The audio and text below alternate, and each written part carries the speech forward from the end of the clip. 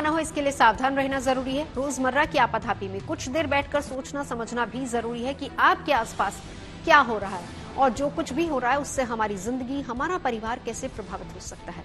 इसीलिए हॉर्न बजाकर बाखबर करने वाली खबर जरूरी हो जाती है। और आज की एक खबर अवैध ऑनलाइन गेमिंग से जुड़ी हुई है। आज के दौर में ऑनलाइन गेमिंग की लत और मोटे मुनाफे के चक्कर में लोग लाखों करोड़ों रुपए गंवा देते हैं। ज्यादातर लोग मनोरंजन के साथ पैसे कमाने के लिए गेमिंग दुनिया में शामिल हो रहे हैं। लेकिन क्या आपको पता है कि अवैध ऑनलाइन गेमिंग के जरिए गूगल और मेटा जैसी डिजिटल प्लेटफॉर्म इन्हीं कंपनियों के विज्ञापनों से खूब कमाई करते हैं। ऐसे में जरूरी है कि अवैध ऑनलाइन गेमिंग को रोकने के लिए सरकार कड़ा कदम उठाए और इससे होने वाले नुकसान को लेकर आप खुद भी सतर्क हो जाएं और दूसरों को भी सावधान रहने के लिए हॉर्न बजाएं।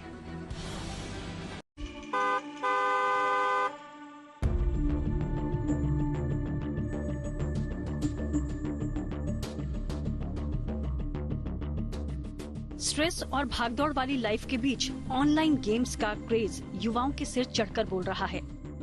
कई लोग स्ट्रेस मिटाने के लिए रोजाना ऑनलाइन गेम्स खेलते हैं और एंटरटेनमेंट करते हैं। ऑनलाइन गेमिंग के समय ऐसा चस्का लगता है कि खेलने वाला सब कुछ भूल जाता है और गलती कर बैठता है।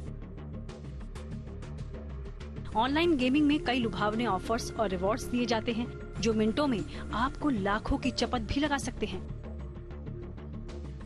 यानी ये कहना गलत नहीं होगा कि अवैध ऑनलाइन गेम ने देश भर में युवाओं को पूरी तरह जकड़ा हुआ है और बर्बादी का ये ऑनलाइन खेल इन दिनों इंटरनेट पर खुलेआम चल भी रहा है। लेकिन क्या आपको पता है कि अवैध ऑनलाइन गेमिंग का बाजार 100 अरब डॉलर से ज्यादा का है। वहीं गूगल और मेटा जैसे डिजिटल प्लेटफॉर्म इन्हीं ऑनलाइन गेमिंग कंपनीज के विज्ञापनों से खूब कमाई भी कर रहे हैं, जिससे अवैध सट्टेबाजी पर नकेल लगाना मुश्किल हो रहा है। लिहाजा अवैध ऑनलाइन गेमिंग की लत और मिनटों में लाखों करोड़ों के वारे न्यारे वाले इस खेल को लेकर सवाल उठने लगे हैं। इसलिए अवैध ऑनलाइन गेमिंग सेक्टर के खात्मे के लिए जरूरी है कि सरकार गूगल और मेटा जैसी बड़ी टेक्नोलॉजी कंपनीज के साथ मिलकर समाधान की कोशिश करे। सरकार से ये सिफारिश डिजिटल इंडिया फाउंडेशन ने की है। डिजिटल इंडिया फाउंडेशन की रिपोर्ट बताती है कि देश में अवैध जुए और सट्टेबाजी का नेटवर्क गंभीर रूप ले चुका है। अनुमान है कि यह अवैध सेक्टर सालाना 100 अरब डॉलर के लेन देन को पार कर चुका है और हर साल 30% की दर से बढ़ रहा है और इसकी रोकथाम केवल सरकार के बस की बात नहीं है। लिहाजा एक आचार संहिता होनी चाहिए जिससे ऑनलाइन जुए और सट्टेबाजी के विज्ञापनों को पूरी तरह रोका जा सके।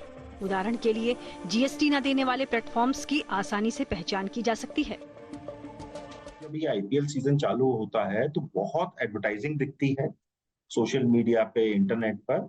जो ये गेमिंग वेबसाइट्स हैं, बेटिंग वेबसाइट्स हैं, इनको गेमिंग कहना शायद गलती भी हो सकता है। ये गैम्बलिंग और बेटिंग है। तो गेमिंग जो साइट्स होती हैं वो इंडिया में जनरली रजिस्टर्ड होती हैं, जीएसटी पे करती हैं, केवाईसी करती हैं। ये वो वेबसाइट्स हैं और ये एप्लीकेशंस हैं जो ये कुछ भी नहीं करती। ये देश के बाहर से ऑपरेट कर रही हैं। ये ना जीएसटी पे करती हैं सरकार को, मोस्ट ऑफ देम, और केवाईसी तो करती ही नहीं है। इन साइट्स की हमने रिसर्च करी, ऐसी साइट्स ढूंढी पहले हमने गूगल के माध्यम से और उसके ऊपर रिसर्च किया कि ये इनको ढूंढा, डिस्कवरी कैसे की जाती है। वो डिस्कवरी पे हमें पता चला कि इन्होंने सर्च इंजन ऑप्टिमाइजेशन होती है गूगल के ऊपर, एडवर्टाइजिंग होती है, बहुत कर रखी है। और हमने इनका वेबसाइट ट्रैफिक एनालाइज किया और उससे एस्टिमेट्स लगाए। किसी भी एक रिसर्च के अंदर एस्टिमेशन बहुत करी जाती है।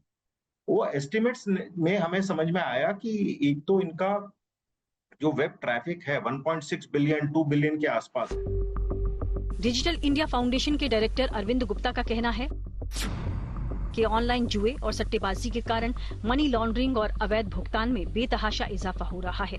गूगल और मेटा एडवर्टाइजिंग और सर्च इंजन ऑप्टिमाइजेशन से मुनाफा कमा रही हैं, इसलिए उनकी ओर से निर्णायक कदम उठाए नहीं जाते। उनका 1/3 ट्रैफिक तो इन वेबसाइट्स के माध्यम से ही आता है।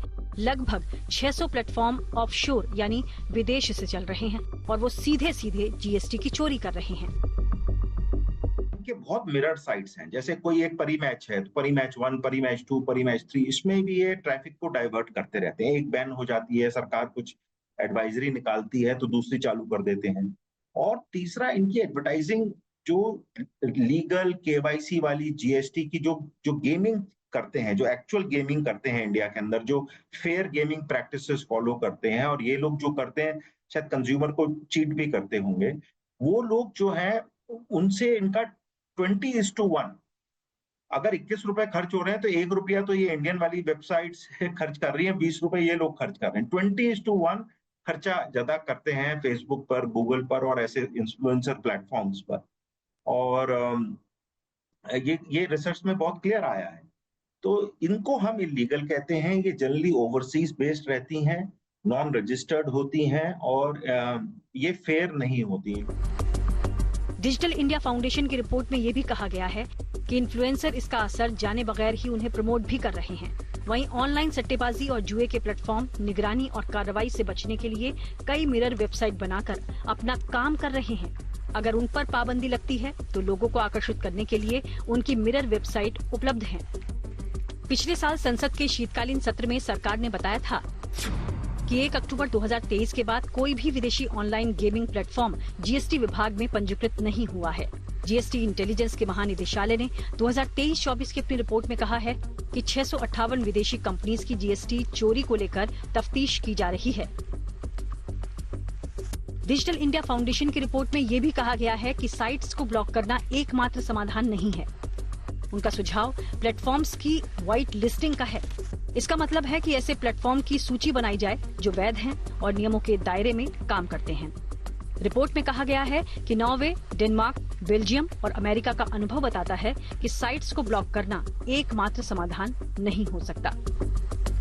अभी हाल ही में भारत सरकार ने एक फैसला लिया है, वो ये है कि बड़ी बड़ी सोशल मीडिया कंपनीज जैसे मेटा हो गई, आपके जो अलग अलग और कंपनीज हैं, उनके साथ हाथ मिलाने का सोच लिया है। और ये जरूरी भी है, क्योंकि अगर आप अलग अलग रिपोर्ट्स की माने तो ये जो इलीगल ऑनलाइन गैम्बलिंग है ये बढ़ती ही जा रही है, ये कहीं रुक नहीं रही है। और खासकर जो सोशल मीडिया प्लेटफॉर्म्स हैं, यहाँ पर जो लोग इसका बढ़ावा करते हैं, ये लिंक शेयर करते हैं, एप्स को प्रमोट करते हैं और हमारी युवा पीढ़ी कहीं ना कहीं फंस जाती है। तो इनके साथ हाथ मिलाने का एक भारत सरकार ने ये एक सख्त कदम उठाया है, और जो कि मैं कहूंगा बहुत सही भी है, क्योंकि अगर आपको ऑनलाइन गैम्बलिंग सच में खत्म करनी है, उस पर रोक लगानी है जो कि इलीगल है हमारे देश में, तो आपको इन बड़ी बड़ी सोशल मीडिया कंपनीज की सहायता चाहिए होगी, जिससे सोशल मीडिया कंपनीज ये देख सकें कि उनके प्लेटफॉर्म पर कोई इलीगल गैम्बलिंग नहीं कोई प्रमोट नहीं कर रहा। ऐसे में सवाल है कि ऑनलाइन गेमिंग को लेकर भारत में क्या नियम है।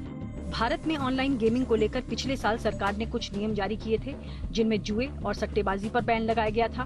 केंद्र सरकार ने सोशल मीडिया इन्फ्लुएंसर्स के लिए एडवाइजरी जारी की है, जिसमें किसी भी तरह की बेटिंग यानी सट्टेबाजी और गैम्बलिंग वाले गेम्स का प्रचार नहीं करने के लिए कहा गया है। सरकार ने अपनी एडवाइजरी में कहा कि इस तरह सट्टेबाजी और जुए वाले गेम का प्रचार करने से युवाओं पर सामाजिक और वित्तीय दुष्प्रभाव हो सकता है। सूचना और प्रसारण मंत्रालय ने सोशल मीडिया इन्फ्लुएंसर्स और सेलिब्रिटीज को चेतावनी देते हुए कहा है कि अगर वो जुए और सट्टेबाजी वाले गेम्स का प्रचार करते हुए पाए गए तो उन पर कंज्यूमर प्रोटेक्शन एक्ट 2019 के तहत एक्शन होगा। उनके सोशल मीडिया अकाउंट को बैन करने के साथ साथ उनको जेल की भी सजा हो सकती है। इस बात से इनकार नहीं किया जा सकता कि अवैध ऑनलाइन गेमिंग से कंपनीज करोड़ों कमा रही हैं और कई आम लोगों की जिंदगी बर्बाद भी कर रही हैं। ऐसे में जरूरी है कि अवैध ऑनलाइन गेमिंग को रोकने के लिए सरकार बड़ा कदम उठाए और इससे होने वाले नुकसान को लेकर आप खुद भी सतर्क हो जाएं और दूसरों को सावधान करने के लिए हॉर्न बजाएं। Bureau report, good news today.